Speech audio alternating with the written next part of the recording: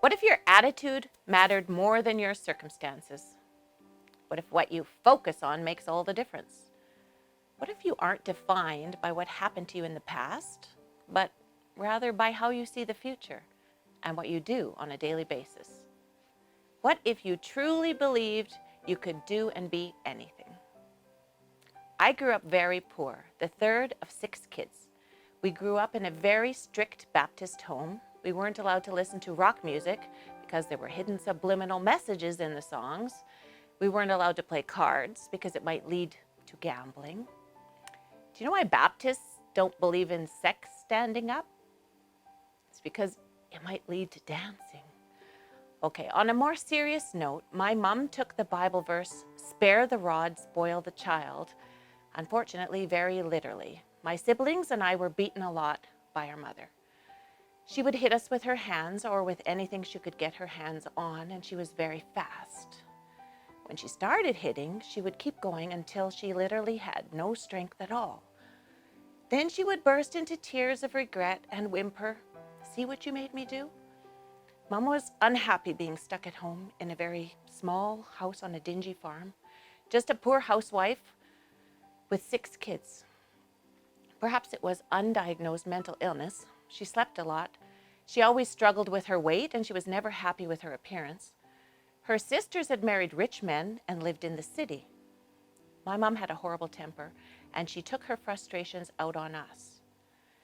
There was something she would do to us kids that was both cruel, and now that I think back on it, was actually protective.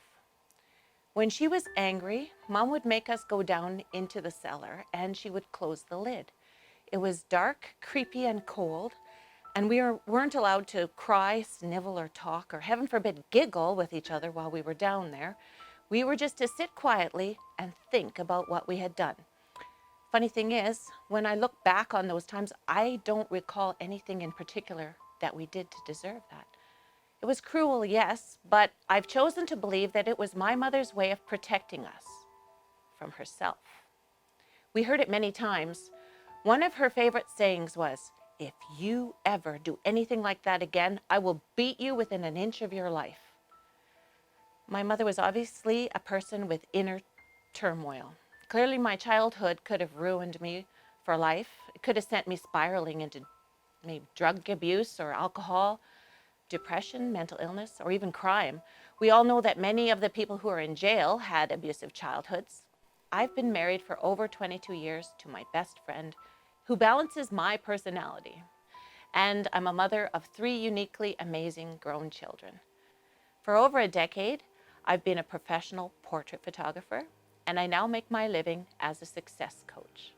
My team and I recently produced a full-length documentary film about a successful and marvelous businesswoman. And we had so much fun doing that we plan to keep celebrating the lives of others through more documentaries.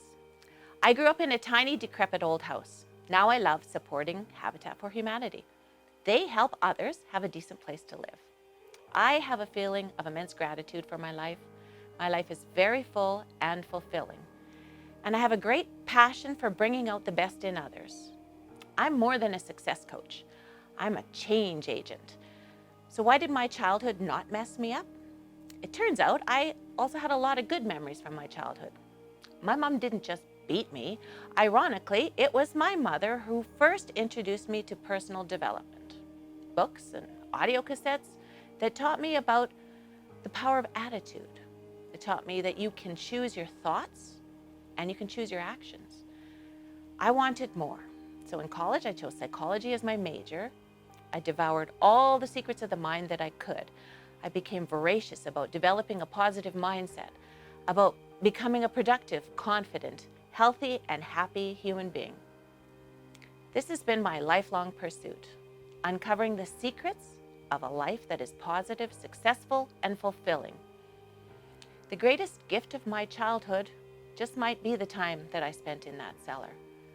I emerged from the dark with a deep desire and my purpose to see the best in every situation and to be a light in others' lives. I've learned that your attitude and what you focus on make all the difference.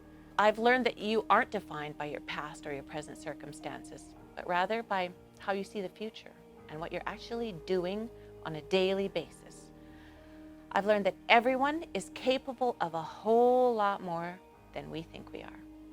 I'm Cindy Knorr, Synergy Coaching Change Agent.